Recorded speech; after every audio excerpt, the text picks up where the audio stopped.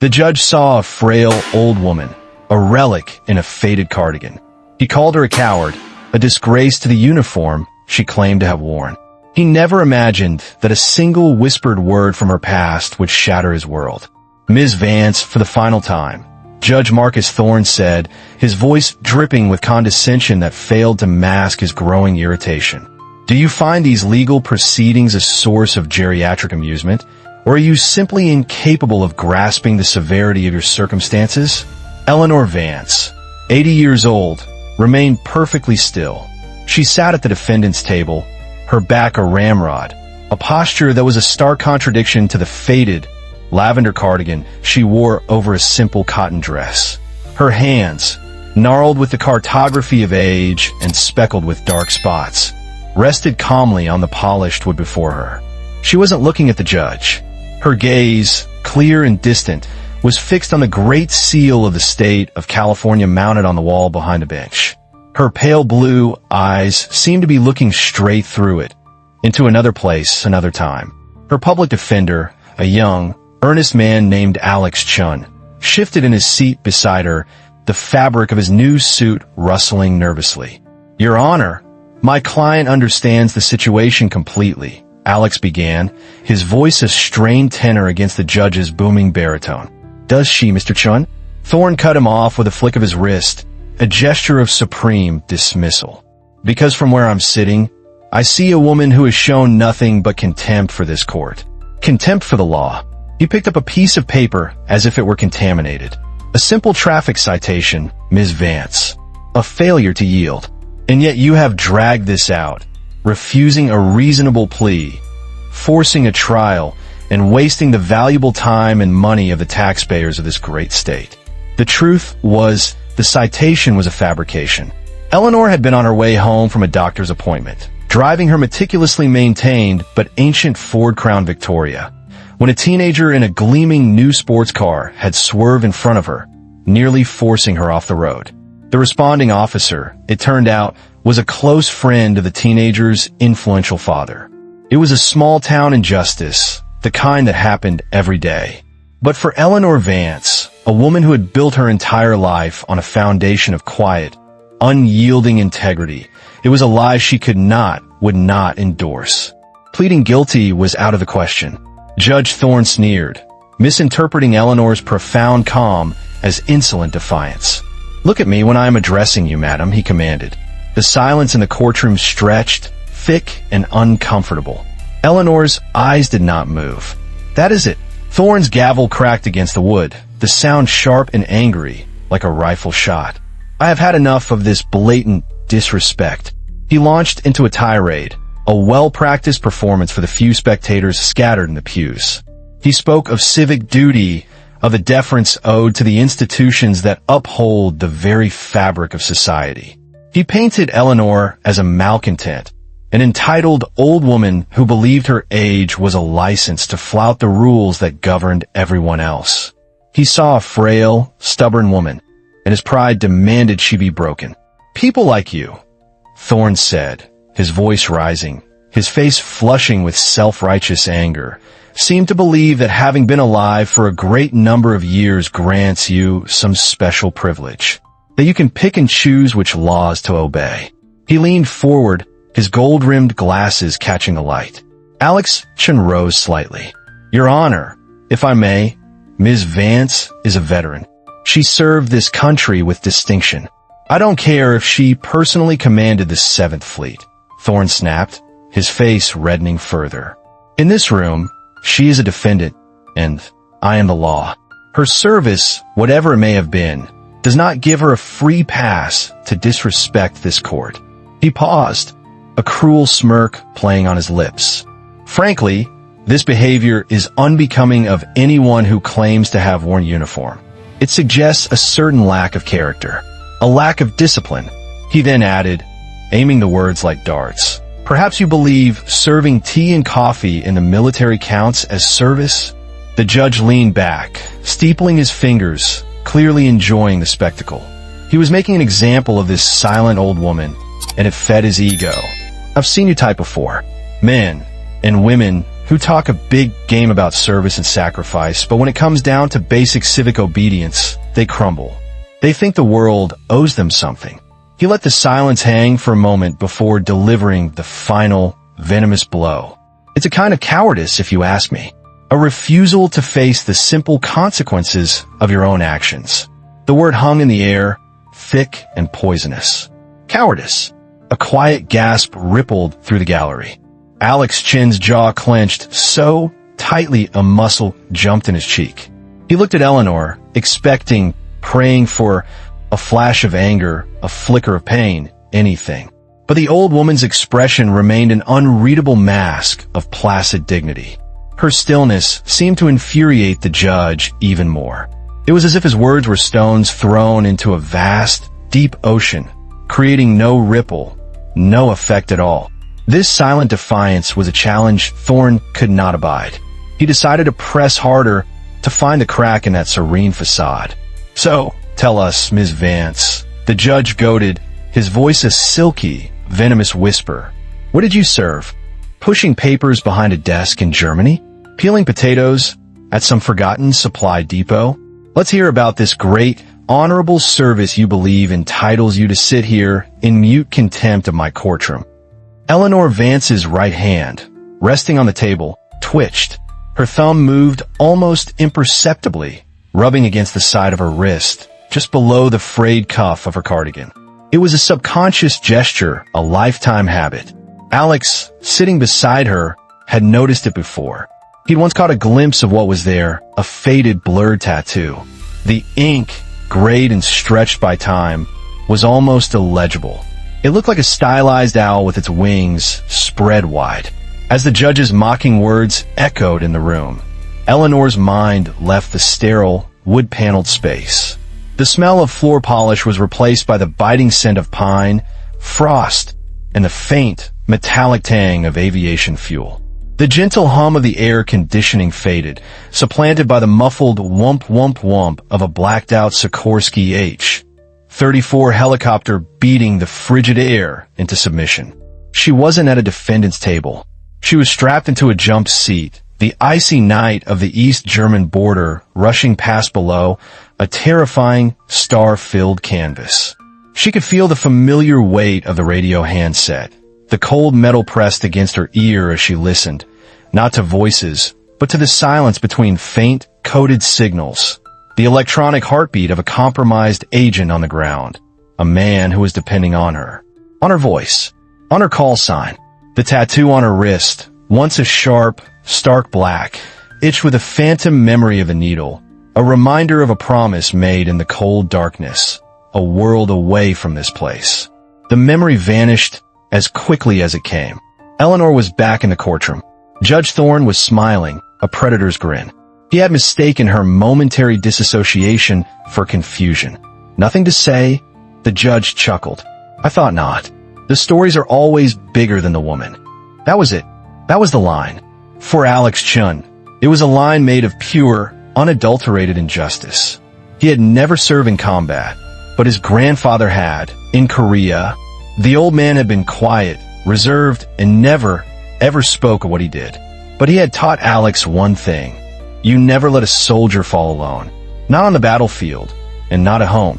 He looked at Eleanor Vance, at the incredible dignity she possessed while being verbally flayed, and he looked at the smirking, pompous man on the bench. An anger, cold and righteous, settled in his stomach. The judge wasn't just wrong. He was committing a sacrilege. While Thorne continued his diatribe, moving on to the specifics of the punishment he was gleefully concocting, Alex slipped his phone from his pocket, shielding it from view with a legal pad. His fingers flew across the screen. He had a friend, a Warren officer at Peterson Space Force Base in Colorado. They had gone to law school together before she decided to re-enlist. It was a long shot, a desperate Hail Mary, but he had to do something. He typed the message, his thumb pressing hard on the glass. "Anya, urgent situation. Need a massive favor. I'm in Santa Maria's Superior Court, Courtroom 4B. Judge Thorne. He's about to throw the book at an elderly client, a veteran named Eleanor Vance. He's accusing her of cowardice. The woman is being railroaded. Something is very, very wrong here. Alex paused, thinking. He needed a hook, something that would make Anya take this with the gravity it deserved. He added the last, crucial detail. She has a very old tattoo on her wrist, faded. Looks like a stylized owl with spread wings. She mentioned something about Nyx. Can you please, for the love of God, run the name Eleanor Vance with that? Something isn't right. He's threatening a psych evaluation. He hit send, his heart pounding against his ribs.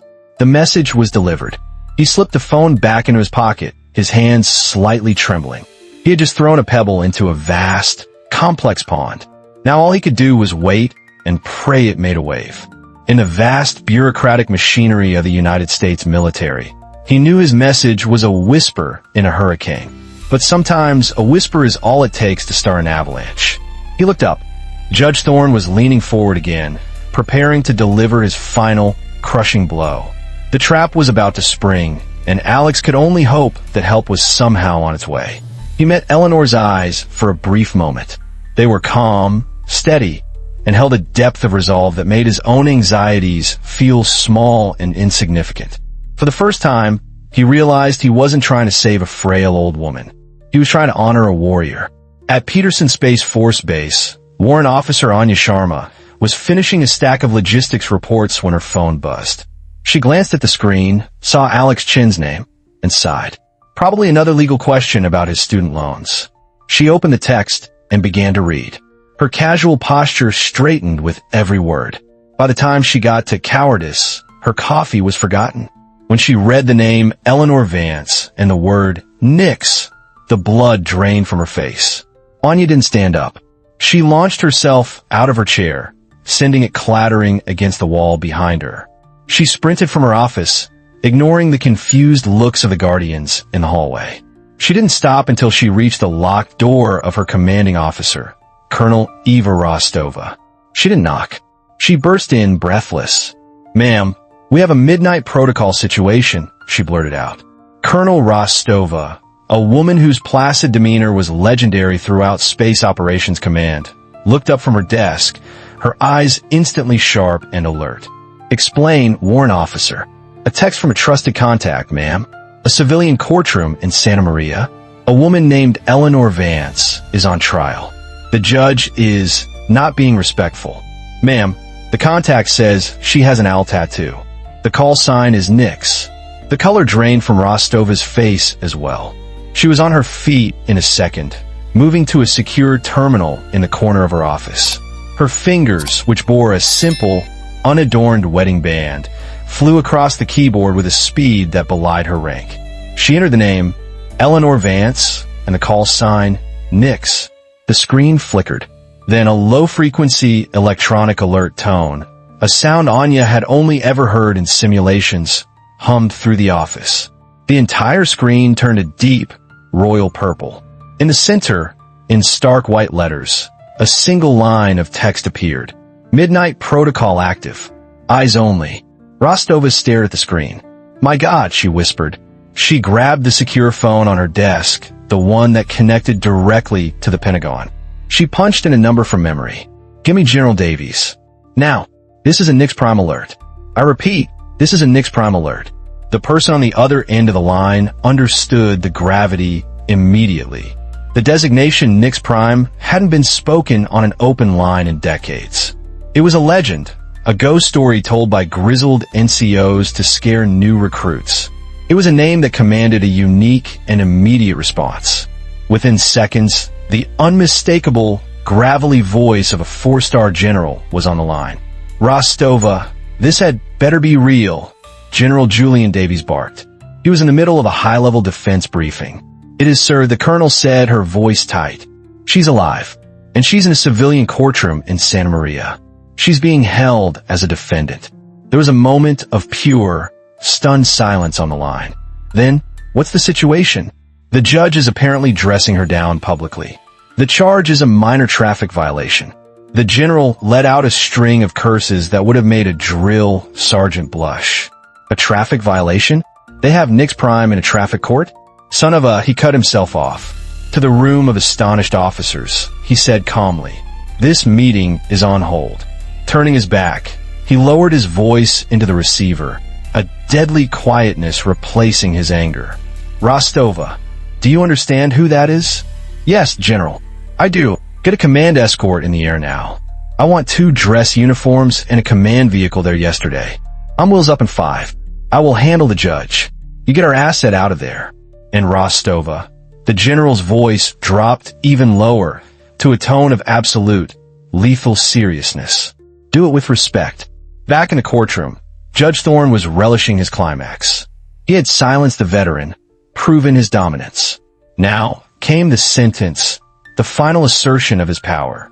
"Eleanor Vance," he announced, his voice ringing with false solemnity. "Given your advanced age, I do not believe a fine or jail time would be a suitable corrective measure. However, your blatant contempt for these proceedings and your clear cognitive dissonance suggest to me that you may be a danger to yourself and others. Therefore, it is the judgment of this court that you be remanded into custody for a 72-hour psychiatric evaluation at the county hospital." Alex Chin shot to his feet. "Your Honor, you can't. That's a gross overreach of—" "Sit down, Mr. Chun, or you will be joining her for contempt," Thorne roared. "Bailiff, take the defendant into custody." A portly bailiff, who looked as though he'd rather be anywhere else, moved reluctantly toward the defendant's table. He placed a hand gently on Eleanor's shoulder. "Come on, ma'am," he said, not unkindly. "Let's go." And for the first time, Eleanor Vance reacted. She didn't flinch or pull away. She simply turned her head and looked at the bailiff. Her pale blue eyes were clear, focused, and for a fleeting second, the bailiff felt as if he were looking into the face of something ancient and powerful. He felt his hand recoil as if from a static shock. It was in that precise moment that the great double doors at the back of the courtroom swung open. They didn't crash or bang. They opened with a quiet, powerful authority, as if pushed by an invisible, inexorable force. 2 United States Space Force Guardians, tall and imposing in their immaculate dress blue uniforms, stepped inside. They moved with a fluid, disciplined grace, one taking up a position at the door, the other beginning a slow, deliberate walk down the center aisle. They were followed by a man who made the entire courtroom hold its collective breath. He was his late 50s, his hair a distinguished salt and pepper. His own dress uniform was a constellation of ribbons and medals, among which the Presidential Medal of Freedom was clearly visible. On his shoulders were the 4 silver stars of a full general. His face was a mask of cold fury. He ignored Judge Thorne completely. His eyes, sharp as a hawk's, scanned the room until they found their target, the old woman in the lavender cardigan. The general strode down the aisle, the rhythmic click of his polished dress shoes on the marble floor the only sound in the tomb-silent room. The bailiff froze, his hand hovering near Eleanor. The spectators craned their necks, their mouths agape. Judge Thorne, for the first time, looked utterly bewildered, his face a mask of confusion and indignation. The general did not stop until he was standing directly in front of Eleanor Vance. He came to a halt, his posture perfect. Then, in an act that sent a shock wave through the room, he snapped to attention and rendered a salute so crisp, so precise, it seemed to vibrate in the air. "Colonel Vance," the general's voice boomed, filled with a deference and respect that bordered on reverence. "General Julian Davies, United States Space Force." "It is an honor, ma'am." Eleanor Vance slowly, deliberately, rose to her feet. She met the general's gaze and gave a slight, almost imperceptible nod. "General," was all she said, her voice quiet but clear. Judge Thorne finally found his voice, sputtering with outrage. "What is the meaning of this? This is a court of law. I am a judge. You have no authority here, General, or whatever you are." General Davies turned his head slowly, his eyes fixing on Thorne with a look of such concentrated eyes that the judge physically recoiled. "Ugh," the general said, his voice dropping to a low, dangerous tone. "Will be silent, or I will have my men silence you."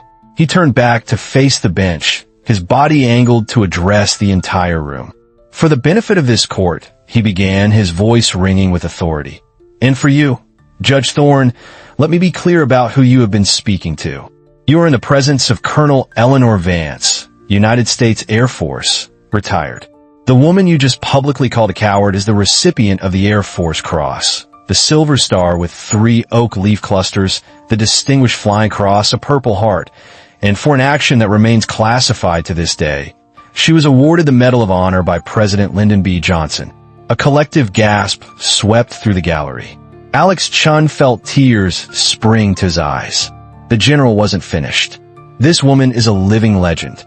She was a founding member of the Air Force's clandestine Midnight program.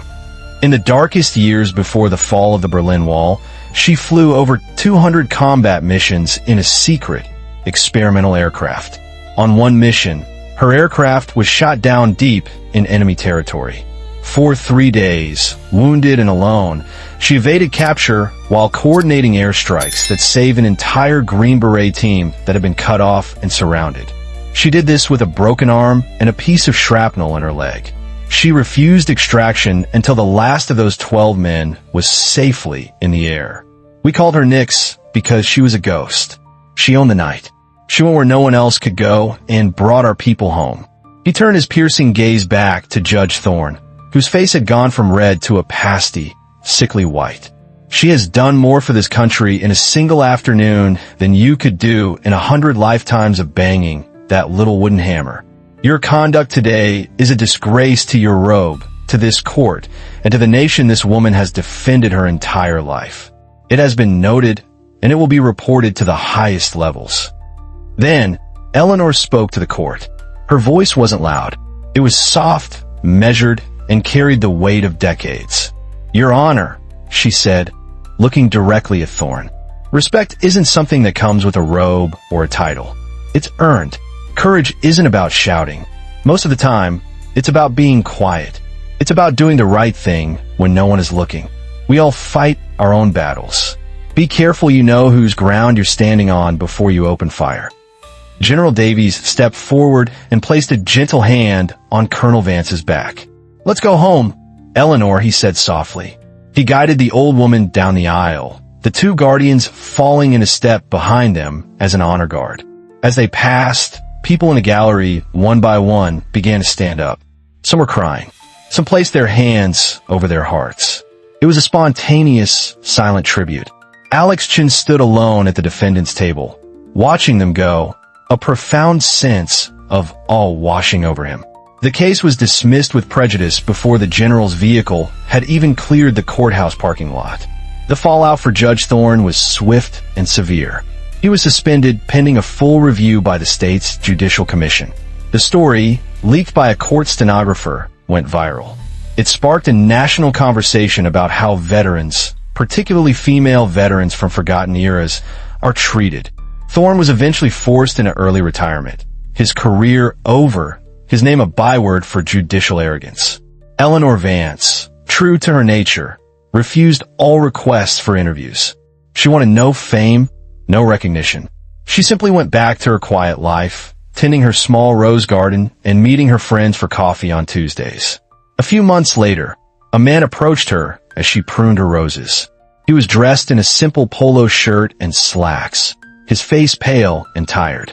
It was Thorne. He stood there for a long moment, shifting his weight, clearly uncomfortable. Ms. Vance, he said finally, his voice barely a whisper. There's nothing I can say, but I wanted to tell you, I'm sorry. Eleanor looked up from a particularly beautiful crimson bloom. She studied the former judge's face for a moment, seeing not the tyrant from the courtroom, but a humbled, broken man. She didn't speak. Instead, she picked up a second pair of pruning shears from her basket and held them out to him. Help me cut away the deadwood, she said, her voice calm and even. Thorne looked at the shears, then at her, and a flicker of understanding crossed his face. He took them, and without another word began to work. The lesson had been learned. Eleanor Vance's story reminds us that the greatest heroes often walk among us in silence, their medals and their memories tucked away from view. If you were moved by her courage and dignity, please like this video, subscribe to our channel, and share this story so that others remember to never, ever judge a book by its cover. In the comments below, please share your thoughts on Eleanor's quiet strength. As always, please comment with respect.